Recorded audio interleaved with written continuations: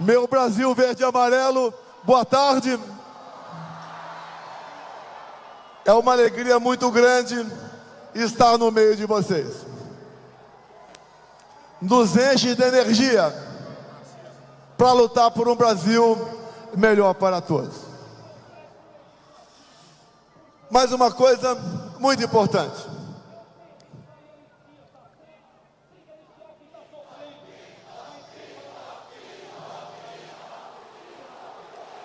Uma coisa muito importante. Eu me elegi presidente em 2018 numa falha do sistema.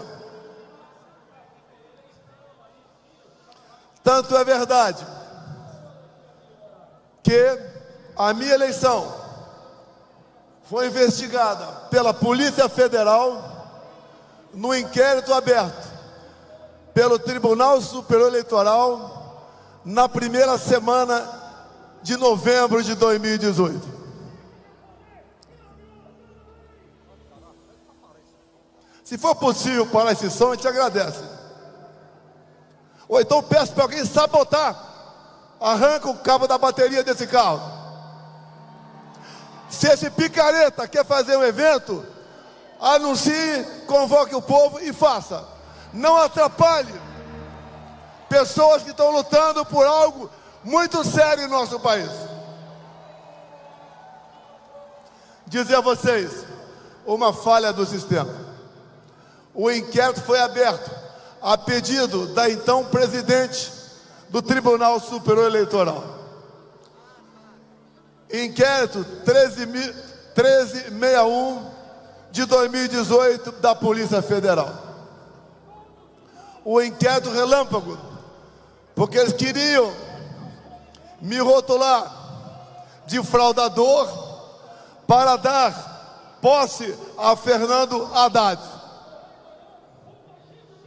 Não conseguiram, mas dentro desse inquérito está a verdade que nos liberta, essa verdade tão temida pelo sistema. Mas acreditem,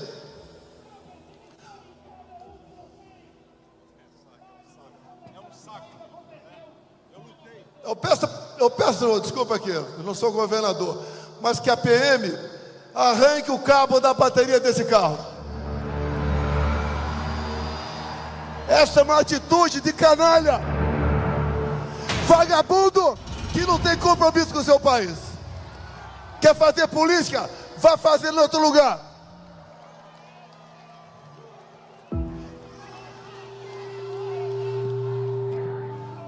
Vamos continuar. Então logo eu me reuni com embaixadores em meados de 2022. O então presidente do TSE, ministro, foda, cara, foda. Ministro Alexandre de Moraes pegou esse inquérito que era ostensivo e o transformou em confidencial, ou seja, o primeiro inquérito secreto de verdade. E ao transformar esse inquérito em secreto, ninguém mais teve acesso a ele. Eu tive acesso, mas se eu falar sobre ele aqui, estaria cometendo um crime. E é isso que o Alexandre de Moraes quer, que eu cometa um crime, para dar-lhe alguma razão. O que está lá dentro, prezados profissionais da imprensa brasileira, está toda a verdade de como funciona o TSE. É inacreditável o que está lá. E tudo isso que acontece hoje em dia é em função desse inquérito. E o que acontece? Uma prova outra, fora dos autos. Nós, por qualquer lugar do Brasil que venhamos a passar, uma multidão nos acompanha.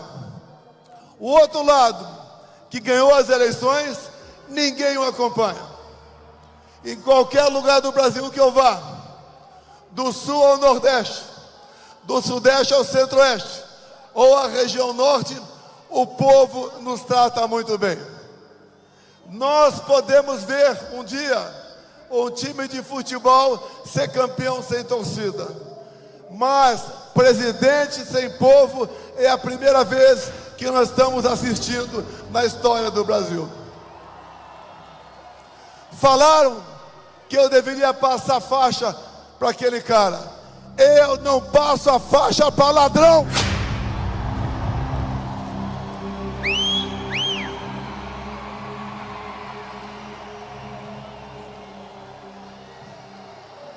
E existem dois tipos de ladrões: o ladrão que rouba o nosso dinheiro, e outro, mais perverso ainda, é o que rouba o nosso futuro e a nossa liberdade. As eleições de 22, aos poucos vocês vão tomando conhecimento. Ela foi totalmente conduzida de forma parcial pelo presidente do Tribunal Superior Eleitoral, Alexandre de Moraes. Eu não podia fazer nada, não podia fazer live da minha casa, não podia mostrar as imagens do 7 de setembro, não podia associar o Lula a ditadores da América do Sul, não podia mostrar a imagem dele defendendo roubo de celular para tomar uma cervejinha. E outro lado, tudo podia fazer, em especial me chamar de genocida, por própria decisão do Tribunal Superior Eleitoral. A gente não consegue entender como aquele que, segundo o TSE, perdeu as eleições e arrasta multidões, e o outro que ganhou as eleições e não consegue tomar refrigerante num botequim de qualquer lugar.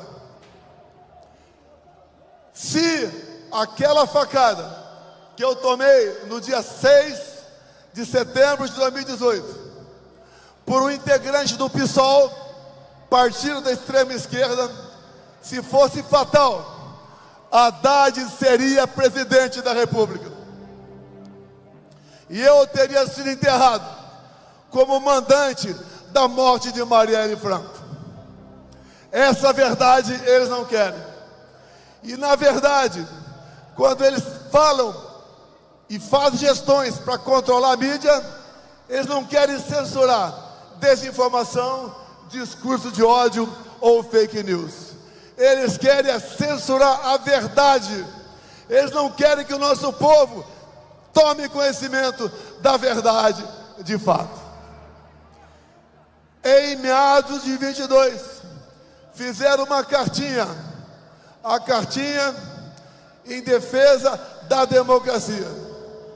Intelectuais, conhecidos todos nós, artistas, e Lula da Silva assinou a cartinha em defesa da democracia. Lula da Silva, todo mundo sabe, o seu passado ao lado de ditaduras do mundo todo, bem como quando ele criou o Foro de São Paulo em 1990, criou ao lado de Fidel Castro e das Farc, as Forças Armadas Revolucionárias da Colômbia. Não se podia esperar outra coisa desse atual chefe de Estado que está aí. Repito, ontem voltei à cena do crime, porque lá em Juiz de Fora, onde levei aquela facada, e eu dei graças a Deus por ele, o nosso pai, me ter dado uma segunda vida e não deixado que a minha filha Laura ficasse órfã com 7 anos de idade. Sobrevivemos, vencemos eleições, montamos um ministério nunca visto na história do Brasil, porque eu não aceitei indicações do parlamento brasileiro, geralmente indicações para sugar o Estado em causa própria. Montamos um ministério fantástico e ali começamos a criar lideranças políticas para o nosso Brasil, como aqui presente, aqui em cima, o capitão Tarcísio de Freitas, que esteve à frente do Ministério da Infraestrutura. e sem ser carioca, e sem ser paulista, se elegeu governador por estado e está dando um tremendo exemplo de gestão pública para todos nós. Muitas outras lideranças fizemos pelo Brasil, mas o sistema começou a se incomodar comigo. E logo no primeiro ano, 2019, foi aberto o inquérito do fim do mundo, o conhecido inquérito das fake news. Eu atrapalhava o sistema. Como? Combatendo a corrupção, não da boca para fora. Aqui do lado, o Porto de Santos dava prejuízo de 500 milhões por ano. Conosco passou a dar lucro de 500 milhões por ano. Para onde ia essa grana? 1 bilhão por ano para o bolso de políticos e de gente integrante do sistema. Se um dia vocês souberem quem mandava em Itaipu Binacional, vocês vão cair para trás. Lá era o filé da corrupção, porque na Itaipu Binacional não era permitido a auditagem pelo TCU. Só com que nós evitamos com fraudes, com corrupção, fizemos obras fantásticas na região ali do oeste de Paraná. Alongamos a pista em 600 metros do aeroporto de Foz do Iguaçu. Começamos e concluímos a segunda ponte com o Paraguai. Começamos a terceira ponte com o Paraguai. E tantas outras obras de infraestrutura para mais de 50 municípios. A gente estava atrapalhando o sistema. Não tinham mais como roubar o nosso Brasil. As estatais passaram a dar lucro, mas eles tinham que armar a minha saída de lá. Se hoje eu sou o ex mais amado no Brasil, esse divórcio não foi feito pelo povo. Foi feito por parte desse sistema que trabalhou 4 anos contra a minha pessoa. Não tinha semana que eu não era fustigado por uma sentença judicial atrapalhando o nosso governo. Mas vencemos tudo isso. Vencemos a pandemia. Vencemos uma guerra lá fora. O Brasil começou a entrar no rumo e fiz uma coisa que ninguém nunca fez no Brasil. Nós zeramos ou reduzimos a carga tributária de milhares de produtos, entre eles os combustíveis, entre outros o fino de EPVAT, entre outros a diminuição em 30% do IPI de mais de 4 mil produtos. E acreditem, quanto mais nós diminuímos ou zerávamos impostos, mais o Brasil arrecadava. Isso importunava o sistema, porque na verdade eles não estavam roubando mais. Se uniram e começaram com o velho discurso que eu queria dar um golpe de Estado. Golpe de Estado usando, como disse o Malafaia aqui, dispositivos da nossa Constituição. E eles, para evitar que eu tivesse chance de voltar, decretaram a minha inelegibilidade. Inelegibilidade, uma delas, porque me reuni com embaixadores. Eu não me reuni com traficantes no Morro do Alemão, como Lula fez. Esses inquéritos, que dali se derivaram outros em cima de ditas petições, dando amplos poderes. Alexandre de Moraes escolheu seus alvos, como escolheu meu filho Eduardo Bolsonaro. Isso ratificado nos áudios vazados da operação agora conhecida como Lava Toga. Eles tinham que me destruir, porque eles achavam que agindo dessa maneira me fariam, em dado momento, mudar de lado. Eu jamais estaria do lado deles. Preferi o lado mais difícil, o lado do povo brasileiro, porque isso me dá tranquilidade, me dá paz para dormir e me faz orgulhar daquilo que eu fiz no passado. E se vocês hoje estão aqui, é porque vocês corroboram com o que eu estou falando. Passamos momentos difíceis, cada vez mais, com aquela armação do 8 de janeiro. Quis Deus que eu me ausentasse do país no dia 30 de dezembro. Algo ia acontecer. Eu tinha esse pressentimento, mas não sabia que seria aquilo. Foi um ato, sim, como disse o então ministro do Supremo Tribunal Federal, Nelson Jobim. Segundo ele, aquilo foi uma catarse, ou seja, o momento onde a população se prendeu. E aquilo jamais foi um golpe de Estado. E nós estamos vendo pessoas ainda serem julgadas e condenadas como integrantes de um grupo armado que visava mudar o nosso Estado democrático de direito. E eu lamento por essas pessoas presas, mais de uma centena. Jovens mães, idosos, idosas, chefe de família.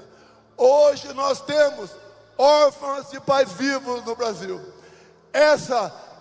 Essas condenações do 8 de janeiro, nós temos que, através de uma anistia, beneficiar essas pessoas que foram injustamente condenadas.